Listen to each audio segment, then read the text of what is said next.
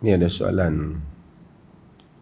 Apa hukum membaca Quran secara berjemaah di masjid dan surau?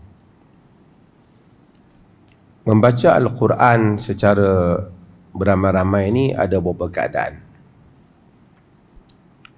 Yang pertama ialah seorang membaca, yang lain mendengar. Duduk beberapa orang, 10 orang, seorang baca, yang lain mendengar. Ini adalah sesuatu yang baik, kerana jika dia tidak pandai, dia dapat untuk membetulkan bacaan dia yang salah. Jika orang yang membaca itu tidak pandai, dia dapat untuk mengetahui di mana salah dia membaca.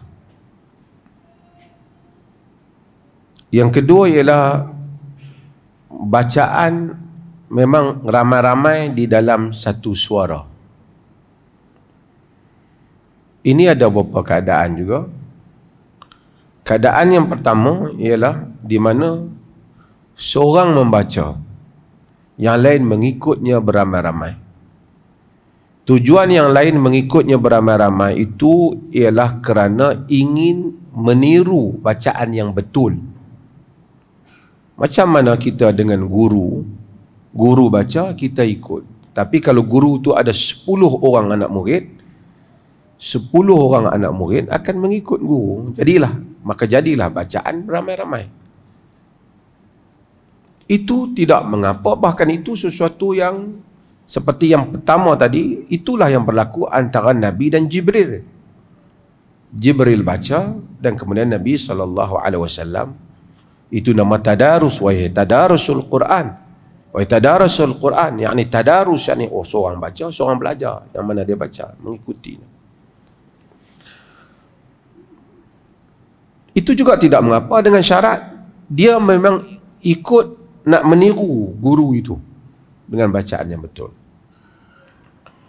Satu lagi, baca beramai-ramai.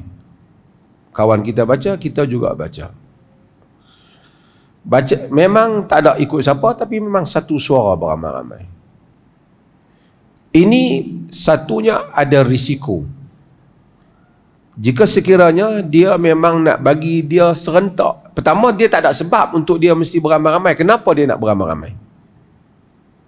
Kalau dia nak beramai-ramai, dia kata kalau ramai-ramai baru pahala dapat, itu tidak benar. Tapi kalau dia seronok beramai-ramai dengan kawan-kawan dia, itu ada kesan dia. Kemungkinan kalau kawan dia cepat, dia terlambat, mungkin dia terlepas, dia akan skip huruf. Salah di segi panjang dan pendek, menyebabkan sebahagian para ulama seperti Muhammad Saleh Ibn Utsaimin antaranya melarang hal ini. Kerana akan menyebabkan satu orang tu, kawan dia dah sampai, dia pun lompat pergi nak bagi sama serentak dengan kawan dia. Dia tak perlu sama serentak dengan kawan dia. Dia kena habiskan bacaan dia. Mungkin kawan dia baca laju, dia baca perlahan. Tidak ada alasan serentak untuk dia bersuara serentak. Tapi kalau dia serentak itu membantu dia, telinga dia dengar, menyebutan yang betul, sukarah berlaku. Kalau itu tidak menyebabkan dia melangkau perkataan ataupun huruf, tidak mengapa. Namun dia tak boleh bernyatakan bahawasanya baca ramai-ramai itulah barulah fadilat dia betul. Lebih tak ada. Yang ada ialah baca dengan bacaan yang betul. Kalau dia nak buat halaqah ramai-ramai macam tadi, seorang baca, seorang betulkan, ataupun seorang baca yang betul, yang lain ikut. Seperti mana juga yang buat dalam halaqah-halaqah Al-Quran, guru baca, yang lain ikut. Bukan kerana nak bagi suara dia sama dengan kawan dia sebelah, tapi of course lepas guru baca, dia ikut, jadilah serentak. Tapi tujuan dia bukan nak bagi sama dengan kawan dia, tujuan dia nak ikut selepas daripada guru dia baca. Itulah yang berlaku juga di masjid-masjid kita. Selepas subuh kita buat halaqah Al-Quran, tujuannya supaya imam baca, mana-mana makmum yang mana mereka tidak cekap ataupun tidak ada masa sebelum ini ataupun tidak ataupun ingin menyemak sebutan huruf mereka, mereka ikut imam. Tak saja ikut dengar saja mungkin tak jadi dia lafaz selepas itu. Quran kerana selalu dibaca akan membolehkan sebutan yang betul. Boleh sebut.